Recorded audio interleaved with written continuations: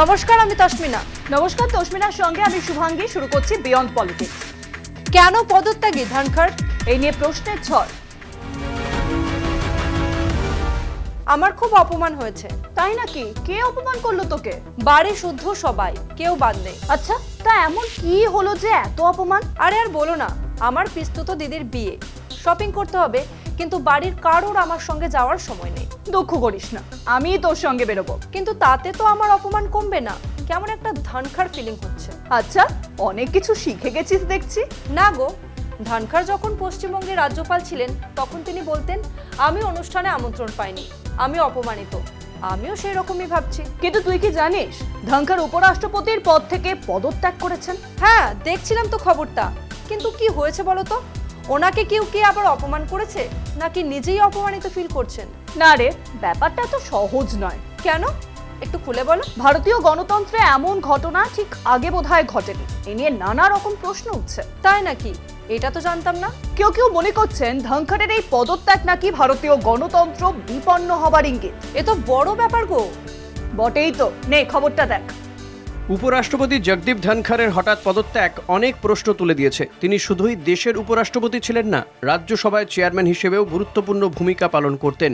দেশের ইতিহাসে তিনি প্রথম উপরাষ্ট্রপতি যিনি এমনভাবে হঠাৎ করে ইস্তফা দিলেন। এর আগে কেউ ইস্তফা দিলে তা রাষ্ট্রপতি নির্বাচনে অংশ নেওয়ার জন্যই দিয়েছেন।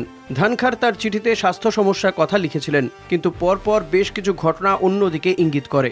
সোমবার সংসদের বর্ষাকালীন অধিবেশনের প্রথম দিন তিনি স্বাভাবিকভাবে কাজ করছিলেন। তার অফিস সাপ্তাহিক কাজের পরিকল্পনাও ঘোষণা করেছিল, তাই হঠাৎ স্বাস্থ্যজনিত কারণে সরে যাওয়ার সিদ্ধান্ত বিশ্বাসযোগ্য মনে হচ্ছে না। মূল সমস্যা শুরু হয়েছিল দিল্লি হাইকোর্টের এক বিচারপতির অপসারণ নিয়ে। সরকারের পরিকল্পনার সঙ্গে ধনখড়ের অবস্থান মিলছিল না। তিনি সংসদের নিয়ম অনুযায়ী পদক্ষেপ নেন এবং বিচারপতির অপসারণ প্রস্তাব গ্রহণ করেন। এতে সরকার ও তার মধ্যে দূরত্ব আরও বেড়ে যায়। গত 3 বছরে রাজ্যসভায় তার ভূমিকা নিয়েও বিতর্ক হয়েছে। তিনি বারবার এমন বক্তব্য দিয়েছেন যা আরএসএস বা শাসক দলের মতাদর্শের কাছাকাছি। আবার তিনি বিচার ব্যবস্থার স্বচ্ছতা ও জবাবদিহিতার পক্ষে জোরালো কথা বলেছেন। এর ফলে তিনি কখনো কখনো বিরোধীদের সঙ্গেও হাত মিলিয়েছেন। বিরোধীরা আগে তার বিরুদ্ধে অপসারণ প্রস্তাবও এনেছিল, যা আগে কখনো হয়নি। এই সব মিলিয়ে তার পদত্যাগ কেবল একজন ব্যক্তির সিদ্ধান্ত নয়, এটি সংসদ ও সরকারের মধ্যে সম্পর্কের টানাপোড়েনের প্রতিফলন। ধনখড়ের এই সিদ্ধান্ত ভারতের সংসদীয় গণতন্ত্রকে দুর্বল করে দিল, কারণ সংসদের সভাপতির স্বাধীন ভূমিকা একটি গণতান্ত্রিক দেশের জন্য খুবই গুরুত্বপূর্ণ। এখন যা ঘটছে তা গণতন্ত্রের ভবিষ্যৎ নিয়ে উদ্বেগ বাড়াচ্ছে। ধনখড় তো অনেক পুরনো রাজনীতিবিদ ছিলেন। হ্যাঁ, জনতা দল থেকে কংগ্রেস, কংগ্রেস থেকে বিজেপি, লম্বা রাজনৈতিক ক্যারিয়ার। বিজেপিতে আছেন তো সেই 2003 সাল থেকে। একদম 22 বছর বিজেপিকেই দিয়েছেন ধনখড়, যদিও পুরস্কারও পেয়েছেন। পুরস্কার? কোন পুরস্কার? এই যে পশ্চিমবঙ্গের রাজ্যপাল, দেশের উপরাষ্ট্রপতি। পশ্চিমবঙ্গের রাজ্যপাল হয়ে তো বারবার তিনি ঝামেলায় জড়িয়েছেন। হ্যাঁ, বিজেপির কথা মতো চলেছেন। কথায় কথায় রাজ্য সরকারের সঙ্গে ঝামেলা করেছেন। হ্যাঁ, একটু কিছু হলেই তিনি অপমানিত বোধ করতেন, মনে আছে আমার। এবারও সেটাই প্রশ্ন, কারণ নির্দেশ নাকি অপমান? হঠাৎ উপরাষ্ট্রপতি পদ ছাড়লেন কেন ধনখড়? আরো বড় একটা জিনিস আমার মাথায় ঘুরছে। কি জিনিস বলতো? এই নিয়ে বিজেপি কিছু বলছে না কেন বলতো? আর নরেন্দ্র মোদী, তার রিয়াকশনও তো অদ্ভুত। এই নিয়েই তোকে একটা খবর দেব, তুই এই খবরটা দেখ।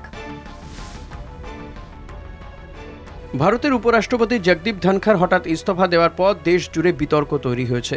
এত বড় একটি পদ থেকে তিনি কিভাবে এত চুপচাপ সরে গেলেন তা অনেকেই বুঝে উঠতে পারছেন না। তার থেকেও বেশি বিস্ময় তৈরি করেছে বিজেপি ও প্রধানমন্ত্রী নরেন্দ্র মোদীর প্রতিক্রিয়া। প্রধানমন্ত্রী মোদী সাধারণত যে কোনো বড় পদে থাকা ব্যক্তিকে বিদায় জানানোর সময় অনেক প্রশংসা করেন, কিন্তু ধনখড়ের ক্ষেত্রে তিনি শুধু বললেন উনি দেশের জন্য বহু জায়গায় কাজ করেছেন। তার উপরাষ্ট্রপতি হিসেবে কাজ নিয়ে তিনি কিছুই বললেন না। একই দিনে মোদী মহারাষ্ট্রের মুখ্যমন্ত্রী ও উপমুখ্যমন্ত্রীকে জন্মদিনের শুভেচ্ছা জানালেও ধনখড়কে নিয়ে কিছুই বললেন না। ধনখড় সোমবার সংসদে স্বাভাবিক কাজকর্ম করেছেন, দুটি গুরুত্বপূর্ণ বৈঠকেও অংশ নিয়েছেন। কোনোভাবেই বোঝা যায়নি তিনি ওই দিনই ইস্তফা দেবেন। সন্ধ্যায় হঠাৎ তিনি ইস্তফা দিলেন আর সরকার রাতেই তা গ্রহণ করে নিল। বিদায়ে কোনো ভাষণ হলো না, কোনো অনুষ্ঠানও হলো না। অনেকে বলছেন ধনখড় হয়তো বিচারপতি যশবন্ত ভার্মার বিরুদ্ধে বিরোধীদের আনা অভিযোগ সংসদে গ্রহণ করে বিজেপির পরিকল্পনা ভেঙে দিয়েছিল। বিজেপি চাইছিল এই বিষয়টা লোকসভা থেকে তোলা হোক, যাতে তারা পুরো বিষয়টি নিয়ন্ত্রণে রাখতে পারে। উপরাষ্ট্রপতি আগে থেকেই বিরোধীদের প্রস্তাব গ্রহণ করায় সরকার অখুশি হয়। আরও একটি কারণ হতে পারে ধনখড়ের সাম্প্রতিক কিছু মন্তব্য। তিনি সুপ্রিম কোর্ট ও বিচারপতিদের নিয়ে কঠিন ভাষায় কথা বলেছিলেন। বলেছিলেন আদালতের বিশেষ ক্ষমতা আর্টিকেল 142 গণতন্ত্রের জন্য ক্ষতিকর। এই সব মন্তব্যে সরকার ও বিচার বিভাগের মধ্যে সমস্যা তৈরি হয়। এমন পরিস্থিতিতে বিজেপি হয়তো মনে করেছে ধনখড়কে সরিয়ে দিলেই ঝামেলা কমবে। ধনখড় এক সময় কংগ্রেস ও জনতা দলে ছিলেন, পরে বিজেপিতে এসে পশ্চিমবঙ্গের রাজ্যপাল হন এবং পরে উপরাষ্ট্রপতি। তিনি সবসময় বিজেপির সুরে কথা বলতেন এবং বিরোধীদের কড়া ভাষায় আক্রমণ করতেন। তবুও শেষ মুহূর্তে বিজেপি তার পাশে দাঁড়ায়নি। কংগ্রেস নেতা জয়রাম রমেশ বলেছেন, ধনখড়কে বিদায় জানাতে প্রধানমন্ত্রী খুবই অনাদর দেখিয়েছেন। তিনি জানান, ইস্তফার কিছু ঘন্টা আগেও ধনখড় সংসদের ভবিষ্যৎ কাজ নিয়ে আলোচনা করেছিলেন। সব মিলিয়ে ধনখড়ের বিদায় যতটা চমকপ্রদ, তার থেকেও বেশি রহস্যজনক ছিল বিজেপির নীরবতা। এতে স্পষ্ট বোঝা যাচ্ছে দল তাকে পুরোপুরি আপন বলে মেনে নেয়নি। এই ঘটনা থেকে বোঝা যায়, বিজেপিতে থেকেও যদি কেউ দলের পরিকল্পনার বাইরে কিছু করেন, তাহলে তার জায়গা আর থাকে না। ধনখড়ের বিদায় সেই বাস্তবতাই আরও একবার চোখে আঙুল দিয়ে দেখালো। আরে দেশের উপরাষ্ট্রপতির পদ তো ছোটখাটো বিষয় না। ঠিক তাই, অথচ সরকার এমন করছে যেন কিছুই হয়নি। আর মোদিজি শুধু বললেন ধনখড় দেশের অনেক সেবা করেছেন, উপরাষ্ট্রপতি হিসেবে কাজ নিয়ে একটা শব্দও তিনি বললেন না। কারণ উনিও জানেন ধনখড়ের পদত্যাগ বিজেপির জন্য কতটা অস্বস্তি। যিনি দলের হয়ে রাজ্যপালের চেয়ারে বসে রাজ্যের সঙ্গে লড়াই করলেন, আজ তাকেই এভাবে ছেঁটে ফেলে দিল দল। এটাই তো বিজেপির চরিত্র, ব্যবহার করে ছুঁড়ে ফেলা। আর গণতন্ত্র, এত বড় পদত্যাগ, কোনো ব্যাখ্যা নেই, কোনো দায়বদ্ধতা নেই। বিজেপির শাসনে গণতন্ত্র শব্দটা তো অপমানিত হচ্ছে বারবার। ধনখড় নিজের অপমান সহ্য করতে না পেরে সরে দাঁড়ালেন, তাই না? বলা যায় না। আমার মনে হয় ধনখড় সাহেব পদত্যাগের আগে অবধি জানতেন না যে উনি পদত্যাগ করবেন। সবই উপর মহলের আদেশ, বুঝলি? মানেটা স্পষ্ট, দল চাইলে আপনি বড় পদ পাবেন, আবার দল চাইলে আপনি বাতিলের খাতায় চলে যাবেন। ঠিক তাই। আসলে বিজেপিতে মোদি আর ওদিকে আরএসএস, এই দুয়ের স্বার্থে আঘাত দিলেই সব শেষ।